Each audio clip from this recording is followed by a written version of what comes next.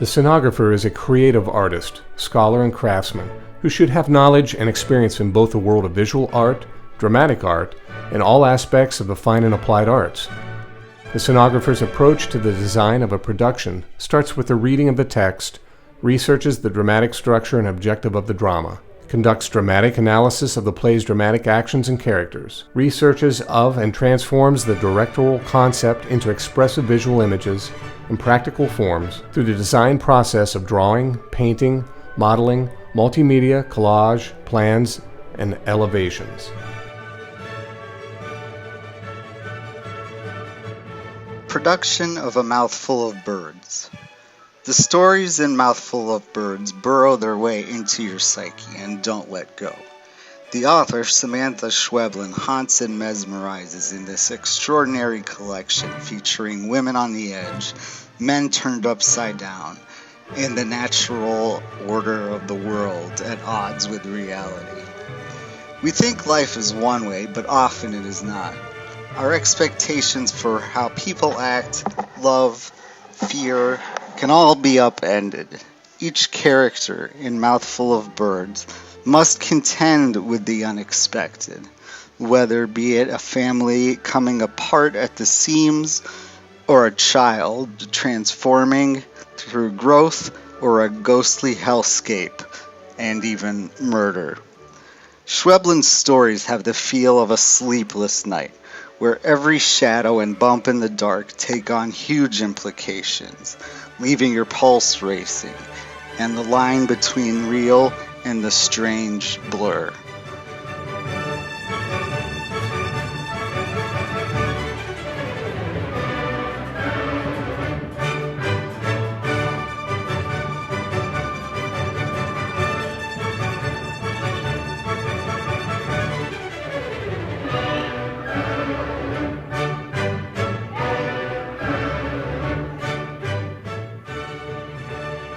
The play insists that we think about the phrase that marks its opening and its closing, that pulls into the theatrical world and finally casts us out.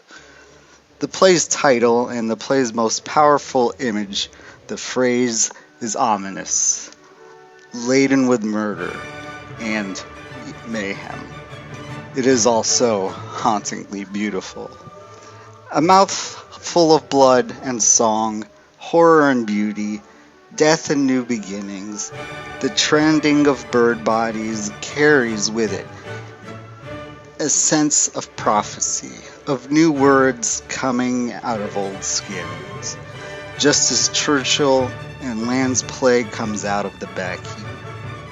The phrase implies then both a gesture backward and a gesture forward, to the ancient text, to the text before us, and to the new, even yet unknown text that will be born from a mouthful of birds.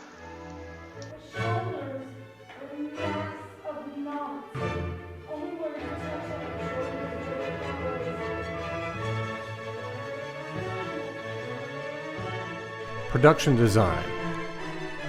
Othello. The main agents in this battle between truth and appearance are the forces of the intellect and of the emotions, as represented by Iago and Othello. Iago's intellect scrutinizes what he sees to be the true nature of the people around him. Othello's passionate emotions blind him to the truth of the situation. Yet through his pure intellect, Iago is transformed into the biggest hypocrite of all. The difference is that he is a conscious hypocrite. The balance between consciousness and soulfulness is a difficult one to strike, perhaps impossible. Yet it seems to be the play's proposition for the best way of understanding the nature of reality. Othello is study of the nature and manifestations of hypocrisy and the unsolvable battle between truth and appearance. Characters appear to be honest, brave, unfaithful, and turn out to be something quite different. Characters believe things to be true which in fact are not true at all. The play seems to be warning, do not trust your impressions. This is not only because human beings have difficulty judging the nature of things outside of them, but also because they do not know themselves well enough. If Othello could understand his fears and passions objectively, he would never fall victim to Iago's schemes. It is chiefly because people pretend to feel, think, and act one way on the outside, yet actually feel, think, and act in another way, that they begin to deceive themselves about the nature of the world. Production design. Subject to fits.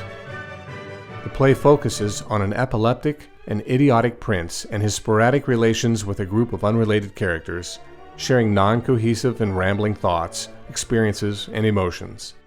The scenery consists of multiple fragmented images of the crucified body of Jesus Christ, while serving as stage props that help to suggest actor emotion while simultaneously dictating stage and actor movements, as well as the definition of stage entrances and backstage exits for the actions. Production design.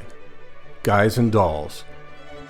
This musical comedy set in New York City in the 1940s poses the design problem of multiple sets, which is inherent in many musical comedies.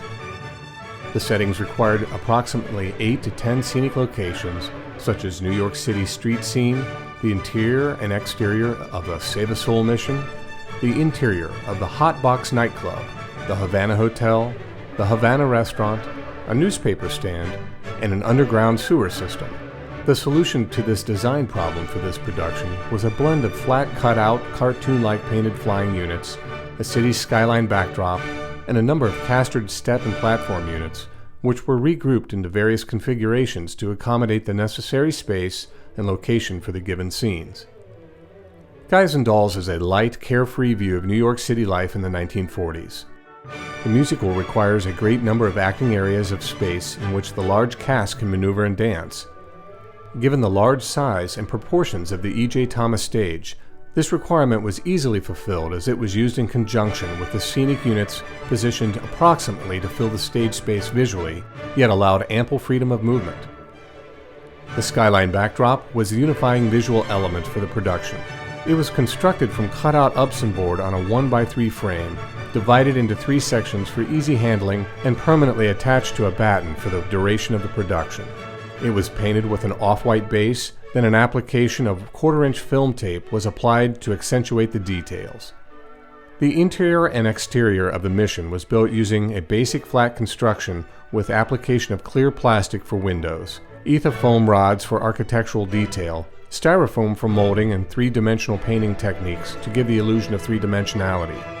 These flat units were flown in and out as needed.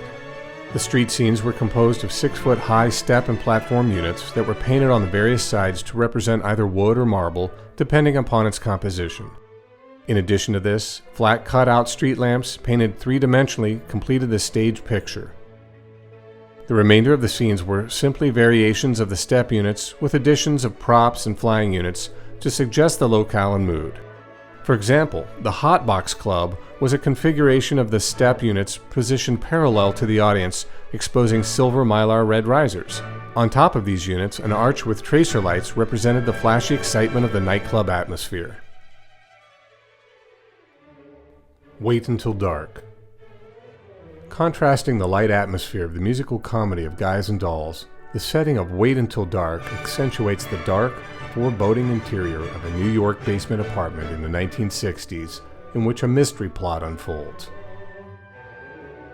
The requirements of this setting from the script demands that a living room, kitchen, and photography studio should be present simultaneously on the stage.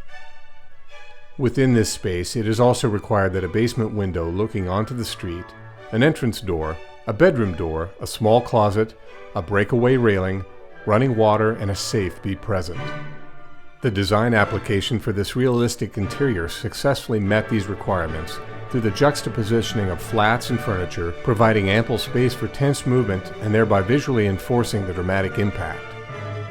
The walls were composed of 16 feet flats attached to equally lofty columns that curved inward at the top, thus indicating the architectural characteristic of strong supports for the large apartment building. These columns also served to direct the audience's attention towards the center of the stage and served to produce a closed-in feeling, which was necessary in creating the atmosphere of mystery, tension, and mayhem.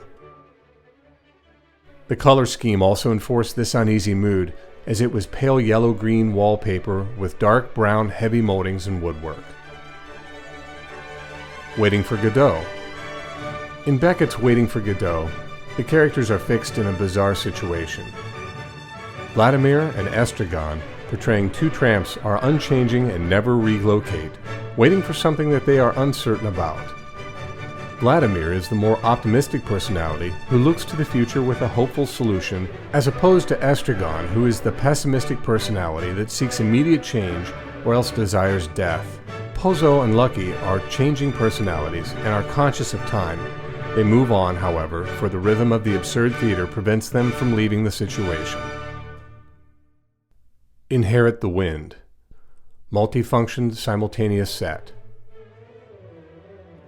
Focusing on the conflict of evolution presented in the Scopes monkey trials, this play requires the interior of a courtroom and the exterior of a small southern town. Being based on evolution, the focal point of the design was two very large clocks that were positioned on the proscenium, therefore emphasizing the ever-present overshadowing aspect of time as it relates to that theme of evolution, as well as to the dramatic conflict at hand to decide upon the fate of freedom within education. Simultaneously positioned on the stage of E.J. Thomas Hall was the courtroom in the foreground that included judge's stand, witness stand, press boxes, jury and audience seating, and three buildings on a platform elevated 4 feet in the background, overshadowing the courtroom action. All scenic elements were designed with distorted perspective, using diagonal lines to focus attention inward and give a feeling of instability. In the courtroom, lattice-work frames were used to subliminally suggest bars of a jail, thus emphasizing the dramatic statement that this town was trapped until a decision was made. As in the setting for Wait Until Dark, the use of a very dark brown color scheme was used to enforce the heaviness of the dramatic characteristic of this theatrical presentation. To create the illusion that the drama is seen through the rigid and dominant presence of the court, the design places the courtroom as the center of focus of the conflict as control. In the background, the town, the people's strong beliefs, turn to shaky foundation and instability. The buildings seem to tower overhead, and the skeletal arrangement of the courtroom looks stark like an inquisition. Elements of the design of the courtroom emphasize the powerful conflict between the opposing forces and dominance of time that rules over people's lives and actions. Dark and oppressive color scheme. As You Like It. The directorial approach for this Shakespearean drama was one of modernization and formalization as opposed to the realistic approach. The main locales are multiple rooms with a royal abode and the magical forest of Arden. In order to accommodate these locations within a single setting, formalistic arrangement of platforms were used for the presentational approach to the Shakespearean comedy of thwarted love, mistaken identity, and happy resolution. The set was entirely built from 1x3 lumber boards, placed vertically with gaps in between the boards, and then stained light brown in order to allow lighting to be the main source of color. Some of the varied level platforms had quarter-inch openings between the 1x3s, from which emanated radiations of light during the mystical entrance of Hymen. Also during this entrance, a central ramp was used on the top of which emerged special effects and smoke to further emphasize the mystical mood of the scene. The most innovative scenic elements of the production were 3 12-foot plexiglass trees that stood invisible in an upright position until the magical forest of Arden scenes. During the forest scenes, the trees' branches opened and light emanated through their trunks and bounced off their many branches, producing a spectacular fantasy forest effect. The entire setting was backed by a series of 14-foot 1x3 slats, diagonally and spanning the 30-foot distance in front of a lighted cyclorama.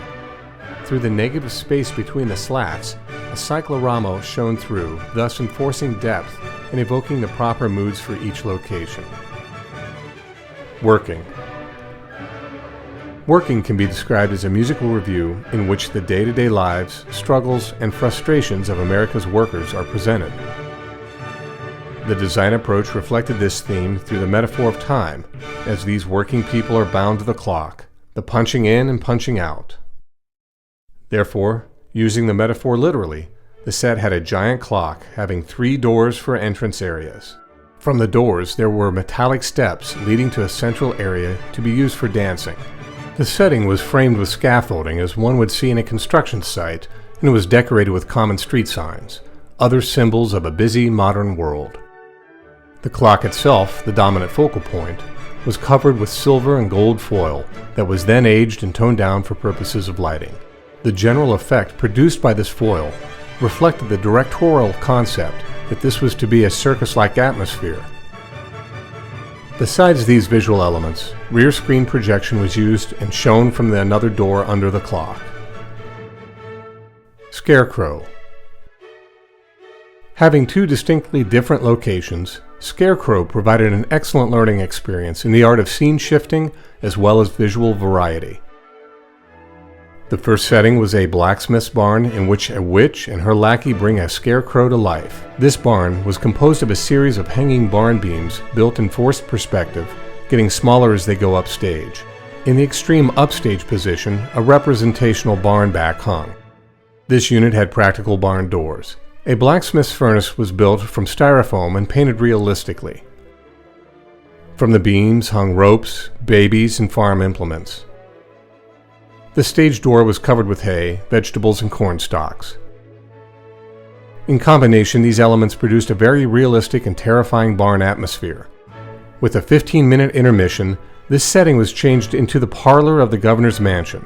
Somewhat simplified, though effectively depicting the period, colonial America, this setting gave an overpowering, dominating atmosphere.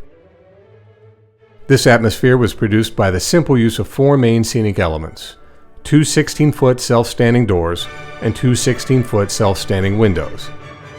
These, matched with period properties, were quite effective. The Taming of the Shrew. The production of The Taming of the Shrew crossed the lines of tradition both directorially and scenically. With no specific time period indicated by the director, the designer's creativity was bound only to the comic plot and the director's suggestion of having 2 platforms and a bridge.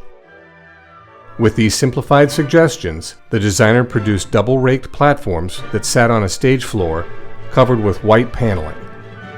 Upstage of these platform units were 2 sliding, movable left-to-right large panels, had long sweeping lines that instantaneously produced a feeling of joyous celebration.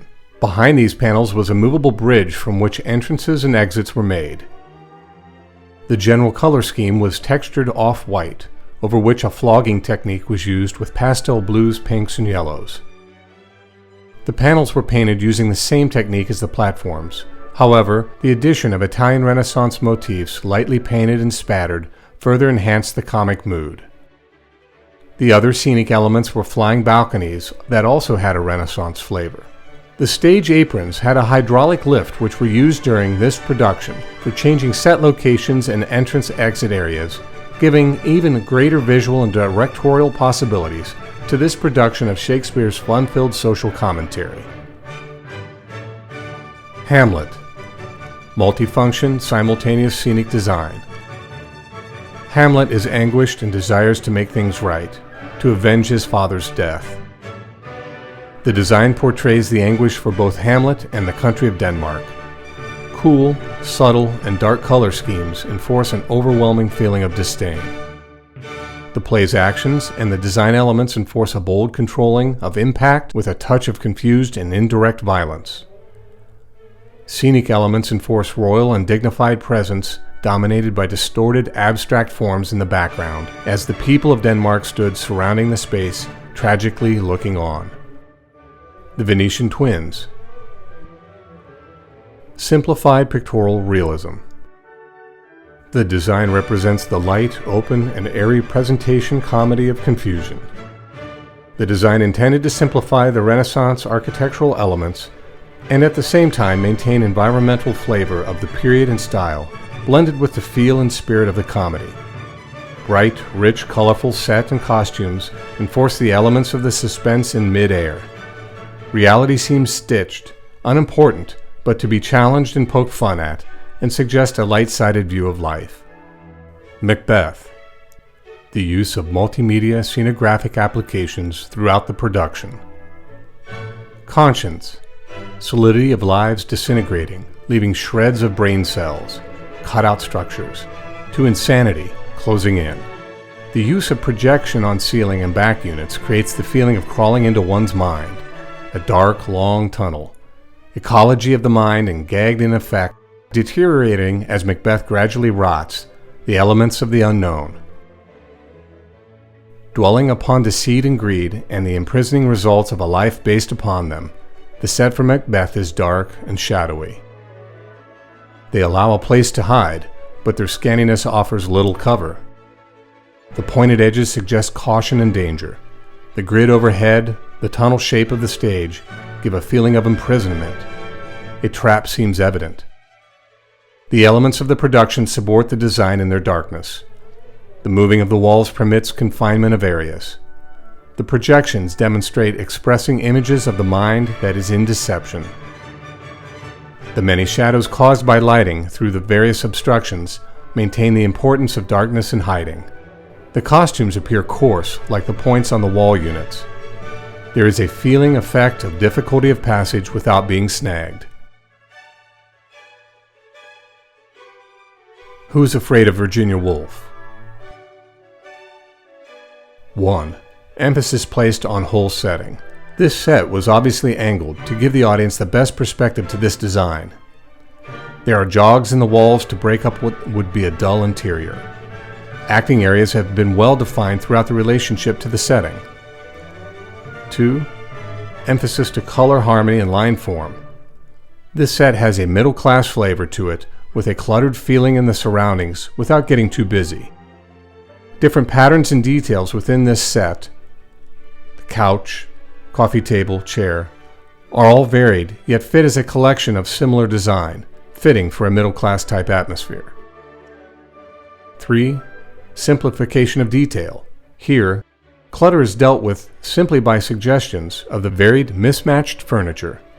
One chair, one couch, one coffee table, a full, colorful bookshelf dominating part of the central background. Stage left is the lightly cluttered bar.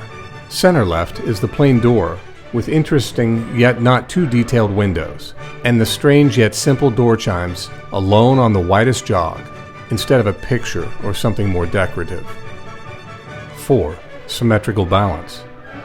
This set is balanced well as the dominating bookshelf, which takes up much of stage right, is offset by the entrance door, bar, picture, wall jogs, and the clever uses of light and shadow. 5.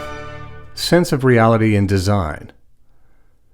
No trouble here except the obvious angular setting, with liberties taken by adding 2 wall jogs, which can easily be accepted. A real room of this type would be more cluttered with magazines or papers, but in this case are not necessary, nor are they missed. 6. Idealized treatment of realistic background and stressed compositional manner of details. The bookshelf seems to be too complementary. Some book sets are ideally placed. Book colors are varied. A real bookshelf would draw your eye to certain sets, colors, and spaces. Of course, this manipulation is pleasing and wanted for the audience. 7. Great economy of details. This setting gives the illusion of a cluttered room. Even the angular positioned walls makes one feel a bit uneasy. Super economy in wall position alone. Looking for lesser yet intrusive details, such as the large round stool, stage right, versus the odd gooseneck chair, stage left, balance out. Finer details such as the dominant bookcase, upstage right to center stage, versus all of stage left creates an interesting psychological struggle. Books versus liquor, with the entrance-exit door separating both. The scene design process for Twelfth Night. One of the most important elements establishing the time, place, and feel of a live performance is the scenic design. Scenic design combines artistry with technology to create the unique world of the drama. When audiences see the set, whether it is when they enter the theater or when the curtain goes up, their expectations for the production are focused. Scene designers go through a variety of steps to find a creative solution to the challenges of creating an environment. First, they read and research the play. When reading a script, scene designers look at the written text for information from the playwright about the locations of scenes and the sequence of actions. They also bring to the process their knowledge of such things as the period in which the play is set, the design conventions that relate to that period, and to other things such as the social class of the characters. Next, the designer and director will meet about the director's concept for the production. Will it be historically accurate? Will it be moved to another time or location? Is there a prevailing mood that must be set? For example, in this production, director Stephen Skiles wanted to set Twelfth Night in modern-day New Orleans at the height of Mardi Gras. He wanted to highlight the universality of the play by showing that what Shakespeare wrote is just as valid in the 21st century as it was in the 16th century. Times change, but people stay much the same. The director has the main idea for a production, but theater is a collaborative art, and every person involved in design, or performance for that matter, makes important contributions. The scene designer's major challenge is to create a visual concept that supports and expands the director's vision, taking into consideration more mundane issues such as physical limitations of the stage, budget, and technical capabilities. During this process, the designer and director continue to work together to reach a satisfactory set design. This process will involve the designer creating a series of sketches so that the director understands the options the designer is presenting. In this production, the concept for the set design was to create a series of streets that would make it possible for action to take place in a variety of places. Because the play was to be set at Mardi Gras, scenic designer Adel Migid, professor of theater arts at the University of Akron, researched the architectural elements and French flavor of New Orleans. He decided to use an enlarged fleur-de-lis, a recognizable symbol of the French culture of the city, as the shape of the acting space. He also designed an open set so that the audience members could see action from any place around the set. He suggested streets rather than making them realistic. The elements he added, such as street lamps, street signs, and fire hydrants, complete the urban feeling. Professor Migid sums up the process he uses, saying that for him, designing is about conveying the feeling and mood in a very symbolic and theatrical presentation. After all the major decisions have been made, the scene designer creates a floor plan, a model, and a front elevation to scale, which means that the exact proportions of the set are represented in a smaller size. For example, quarter inch on the drawing may represent 1 foot on the set. These drawings are essential for the stage technicians to understand what they are building. Some of the designs or models will be in color to indicate possible materials to be used or techniques for execution. Finally, the scene designer passes the plans on to the technical director to make them come to life. Every designer has a major goal for a design and how the audience will perceive it. Sometimes it is for the scenery to almost disappear. In others, the scenery itself may take center stage. For this production, Mr. Migid said it was his goal to put the audience to be in the mood of the play and to integrate the audience and actors in one space to become part of the action of the play.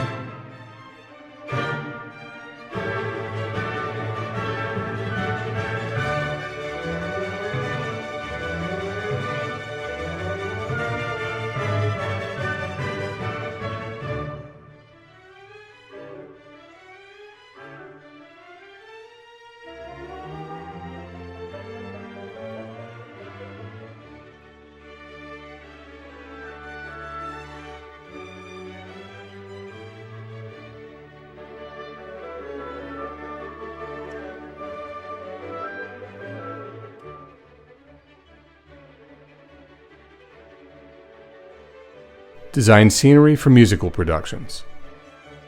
Design for musicals usually demands a lighter, more fanciful design treatment than do dramas. Most of the time, they require more than one scenery. The incorporation of music, dance, and singing, in addition to stage visual effects, that is often very desirable. Since musicals are considered to be very American, and the majority of musicals employ many scenes, which are often set in a wide variety of locales, as many as 10 to 15 settings, and as many as 20 scenes, the frequency of scenic changes create problems that must be solved, such as the speed and shafting method of scenery, offstage storage, maintenance of a unified design concept throughout the musical. Therefore, scenic elements for musical productions require 1. Rapid change, shafting of scenery.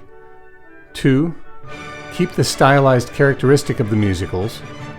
3. Unrealistic approach of scenic environment by use of suggestive scenery. 4. Requirement of acting, dancing, and movement areas. 5. Practical decorative design elements. 6. Create one main scene for general environment with change, additions of decorative, cutout flying units. 7. Line. Smooth, crisp, curved, soft. 8. Color. Harmonious color scheme. Warm, active, pleasant. 9. Composition. Stylized, balanced, elegant, light, imaginative, dynamic. Studies and research. Process of research and development of design for musicals. 1. Musical background, author, story, actions, characters, style, and director's concept. 2. The theater and stage size and requirements. 3. The stage, physical limitations. 4. Number of scenic changes of the production. 5. Budget, personnel, and time. 6. Design emphasis, approach, and concept. 7. Design and scenery styles. 8. Actors, dancers, movements. 9. Research, period, style, and production demands. 10. Use of elements and scenery. 11. Flying, rolling, turning scenery. 12. Materials. 13. Color scheme, texture, and special effects. 14. Decorations, style, emphasis, characteristics. 15. To scale floor plans and front elevations. 16. Models and painters' elevations. Physical stage and auditoriums. Designer must be familiar with all of the physical factors with the stage and theater where the production is to be given. These would include the different types of theaters and dimensions. Special attention must be given to sight lines. In proscenium staging, the people sitting on the far left of the stage have trouble seeing on the far right of the stage, and vice versa. The balcony has trouble seeing the back wall of the stage. One must locate these extreme sightline problems and work around them to give the best possible view. The thrust stage or open stage has the audience on 3 sides of the stage. The upstage side of the arc is connected to a permanent portion of the stage. The sightlines have problems on the extreme ends. Both the thrust and apron stages work best with one fixed setting and modified act changes. The positive aspects of both of the stages are the ability for actors to enter from the audience and the unconventionality. The costumes and properties become the central visual focus. Arena staging is where the audience encircles the stage. This type of staging must be simple to provide adequate sightlines. Because of these limitations, flexible staging becomes an option. This is the easy change of stage audience arrangement. Black box and flexible theater. This type of theater is composed of a large room with 4 walls with several exits and entrances, and it does not have permanent seating arrangements or permanent stage or specific acting area.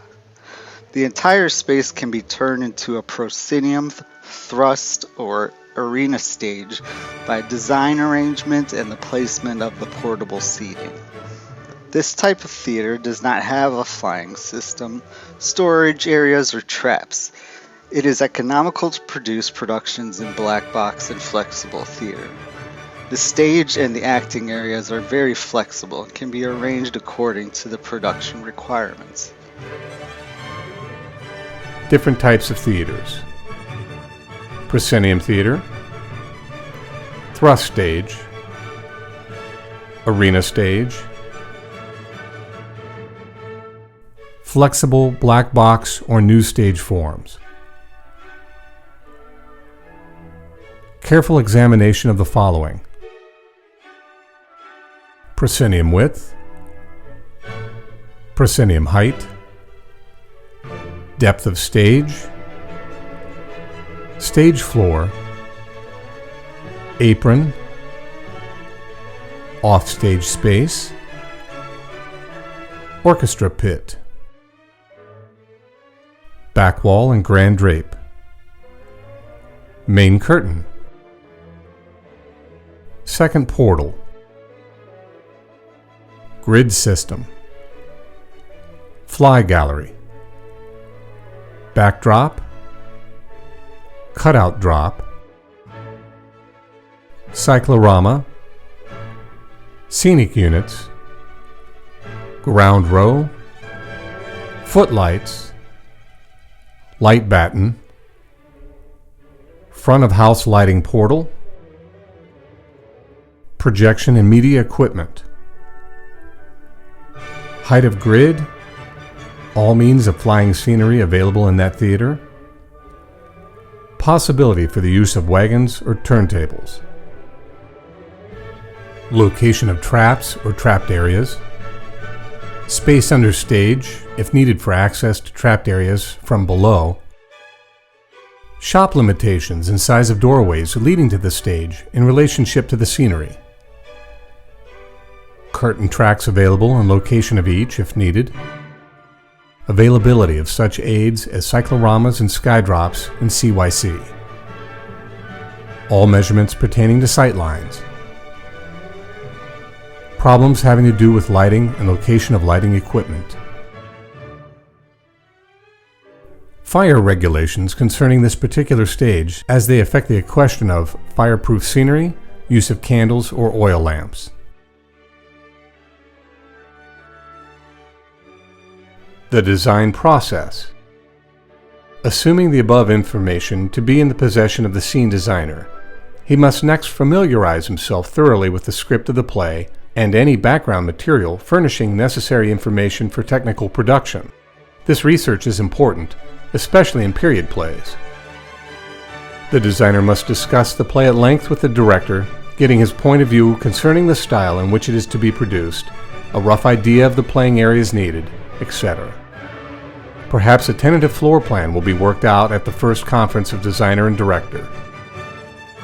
The designer will present a tentative floor plan, perhaps on graph paper, to scale, to the director. The director will accept or modify the playing areas provided, and an agreement will be reached. Perhaps there is some compromise on both sides. The designer will prepare rough sketches, elevations, etc. where necessary, for the purpose of indicating his approach to the design. These may be presented to the director in connection with the tentative floor plan. By this time, the designer must have a definite idea as to how the various scenic units are to be shifted, if it is a multi-set production on which he is working. Since the problem of shifting often dictates certain modifications in the design, such as having one interior set up inside another, or using a backdrop instead of a three-dimensional unit, it is obvious that means of shifting must be considered from the start if the time and energy consuming redesigning and redrawing are to be avoided. And of course, there's also the matter of adjustments in directing, mainly in blocking, which arise out of the attempts to solve the sometimes thorny problem of scene shifting, particularly on the small and inadequately equipped stage. The director has a right to know that these considerations are dealt with before costly errors affecting the entire production are made. A finished floor plan is made carefully, drawn to scale, after the designer and director are in complete agreement concerning the necessary playing areas. The scale ordinarily used is a ½ inch to the foot. Elevations of all walls of an interior and whatever is necessary for three-dimensional units used in exteriors are the more stylized types of settings, all drawn to scale, of course, ½ inch or ½ inch.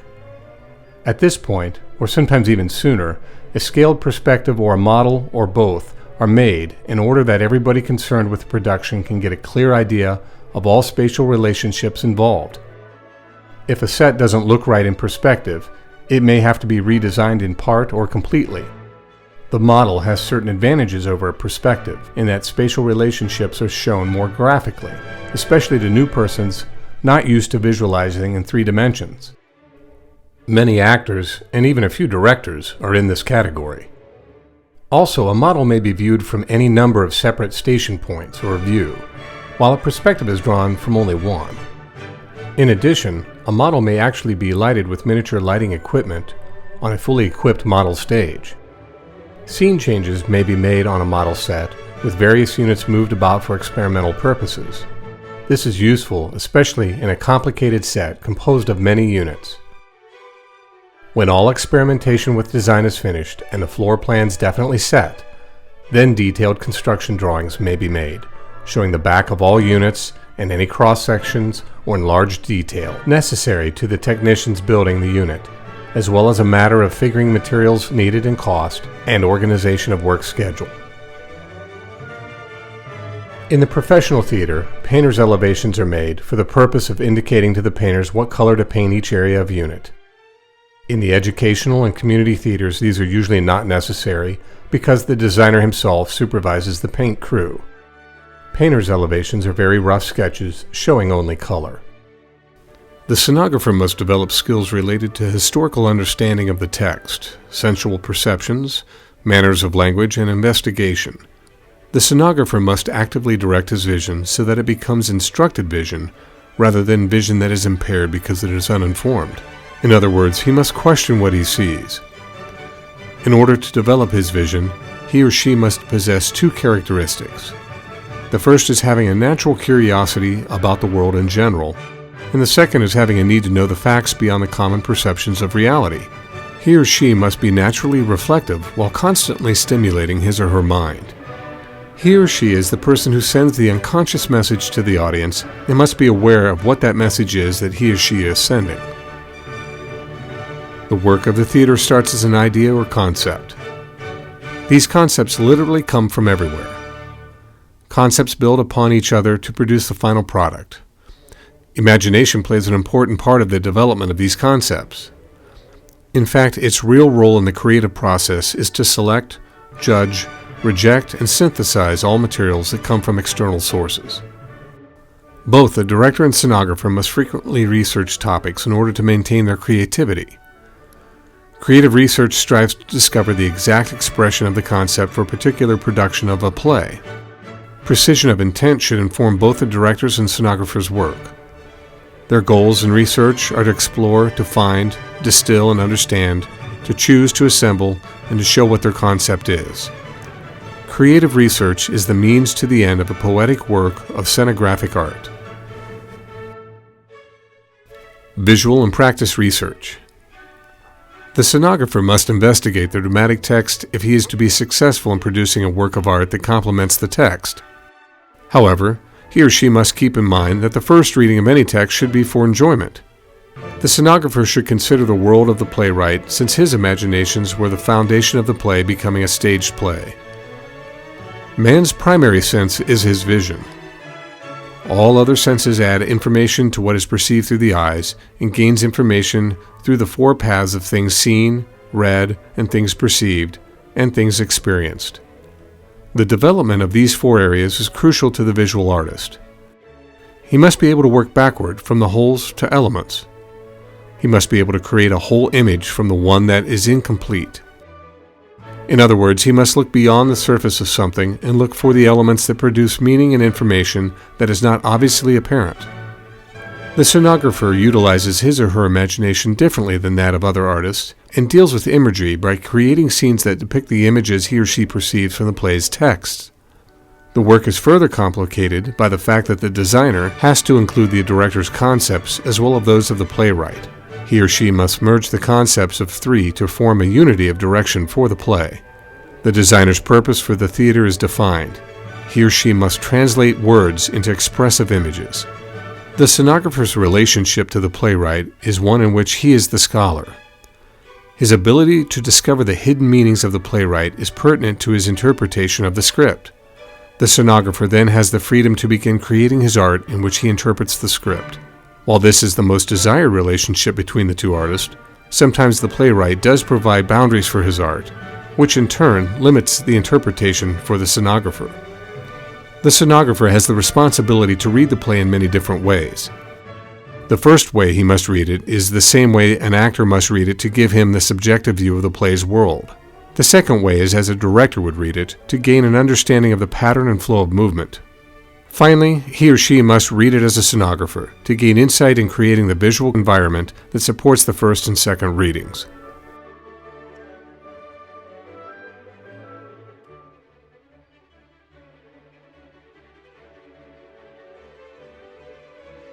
Practical applications. Scenic design practice. Acquiring the knowledge and skills of dramatic and visual analysis are highly recommended as part of the designer's education. In addition, learning the different types of dramatic styles and methods of visual interpretations are highly recommended.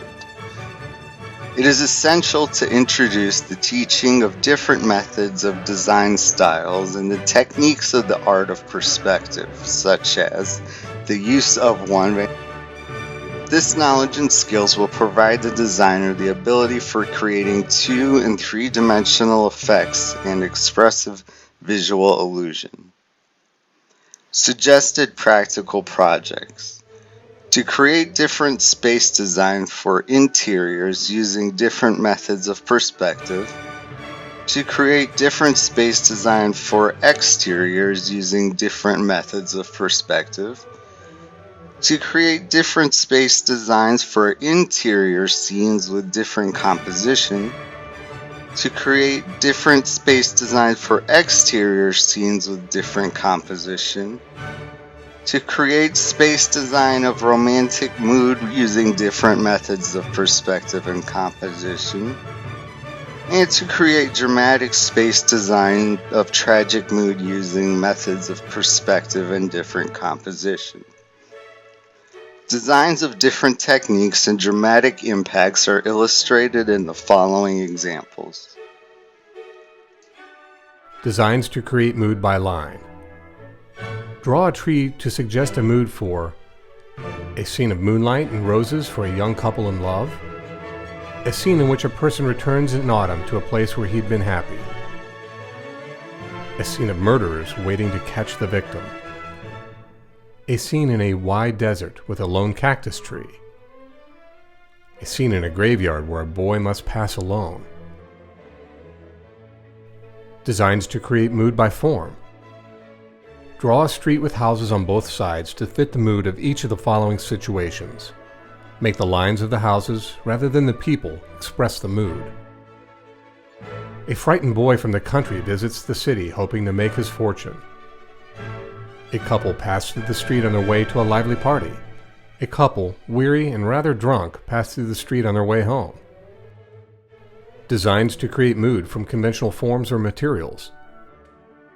Start with some familiar building form or material that has been handled in a traditional way, such as the openwork steel structure we see in bridges and towers, primitive stone shapes such as those at Stonehenge, wooden beams, oriental bamboo, molded concrete, or plastic.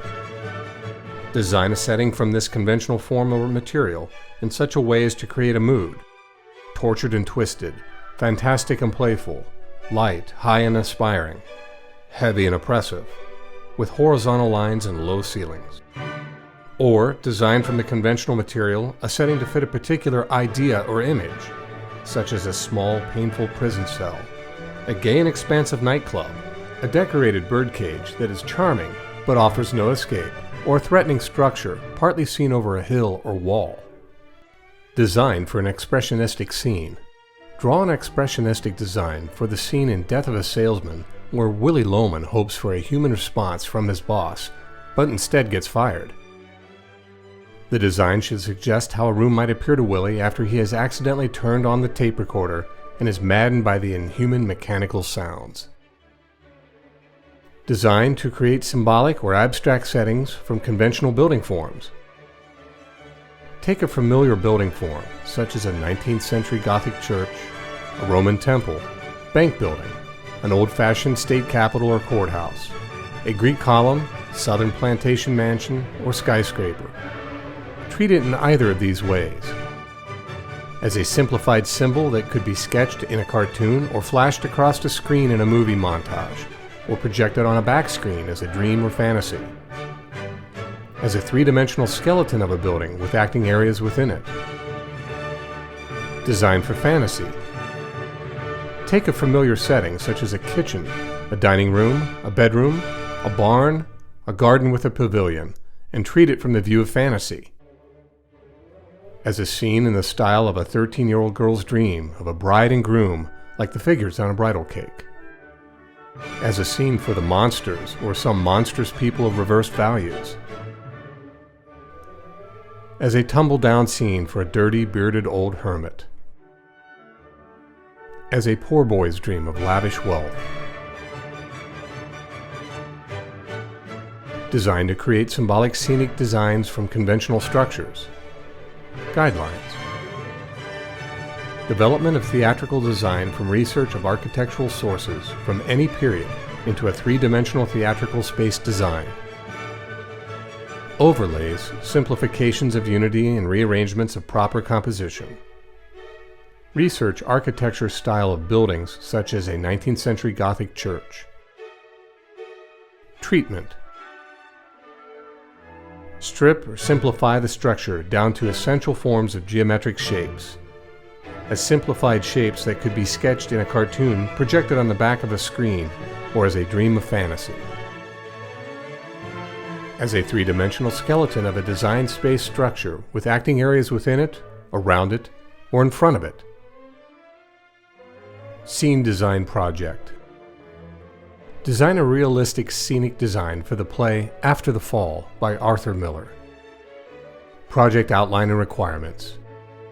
Used attached floor plans, stage dimensions, width 32 inches, height 16 inches, depth 34 inches. Summary of the play, action and character analysis, scenic requirements and description, architectural, decorative period, style and locale, environmental conditions, social status, dramatic understanding, discussions and development, visual approach, discussions and developments, development of metaphor, presentation and direction, research sketches and materials,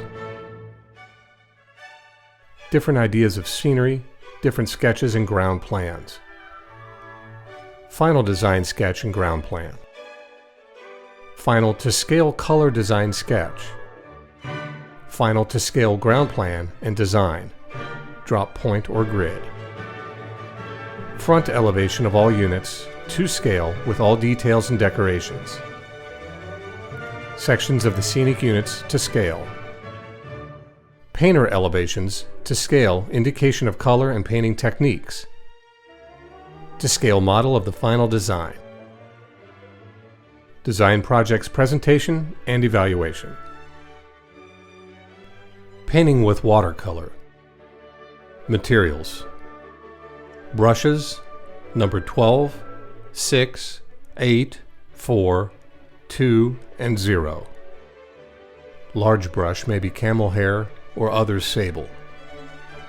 Containers, water, coffee can, colors, muffin tins, paper cups, cardboard, illustration board is needed, masking tape, white cloth or paper towels, white glue or a complete set of watercolors, black and white plus other colors as necessary, red, blue, green, yellow, earth watercolor tubes. Exercises. Horizontal gradation, hue A to hue B, constant value and intensity. Vertical gradation, value A to value B, constant hue and intensity. Circular gradation, intensity A to intensity B, constant hue and value. On a background, horizontal gradation with variety. Use 3 colors, constant texture, and maintain scale. Repeat with crosshatch. Repeat with spatter.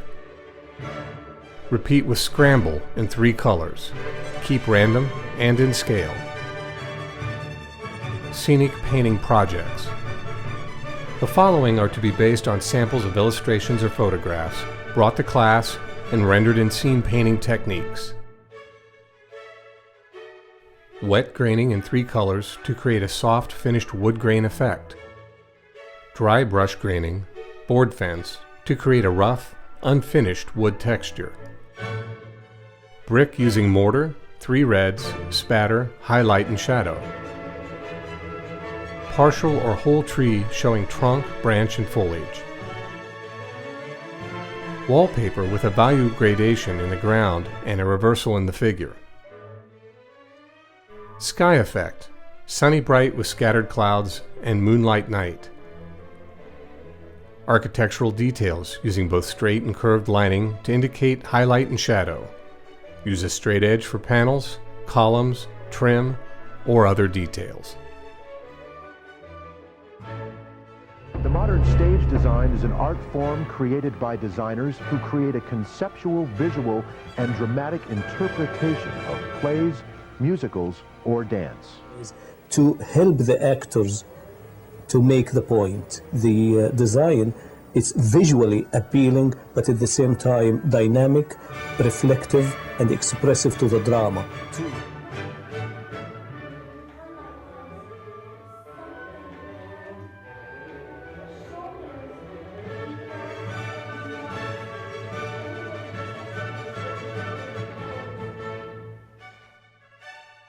Closing words.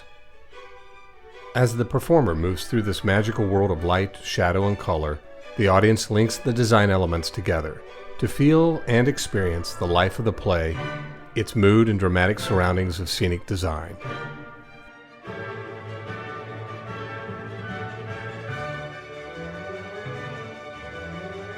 But because of the restraint of the budget, we used only one set, and we tried to utilize a multiple set that can work for the play without changing scenery. And the approach we used in the design was simplified realism with some fantastic theatrical ideas. And we tried to utilize the Indian architectural elements, since the play, as was adapted by the director, that it takes place in India, which was unique and provided a rich visual, resources for the show. The scenic elements was very light. It convey a pleasant feeling and comic relief through the visual elements and the action of the play. Some of the units were movable for arrangement of other scenes, but all the units work for the entire production.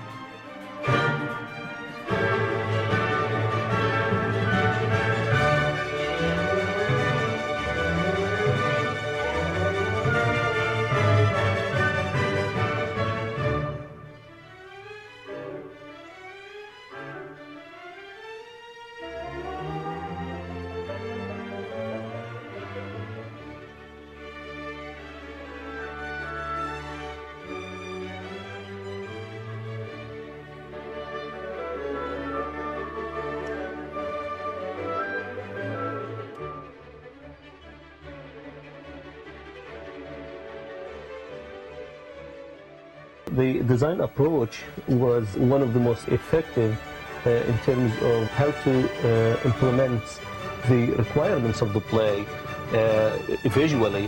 What I have done here is I try to take the architectural elements and try to reduce it and rearrange it in a very theatrical and effective way that will address, the action, the locale, and the needs of the play in a simple way by using a silhouette of the architectural characteristic of that period.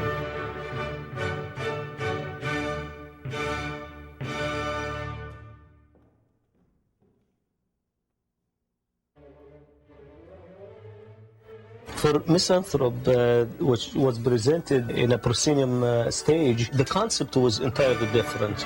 It was more expressionistic. It was done for nowadays. The stage is absolutely black, and the elements of design is more expressionistic with some abstract elements. It was more dynamic. Then we try to use some industrial elements. We try to utilize these elements of time, elements of scale, elements of metals, more industrial feeling and industrial and practical arrangement that work with the actors. Then the whole design was done in a kind of perspective that going off stage, leading the eye to the center focus, which was off stage, with the scale, which is the most important thing in that show.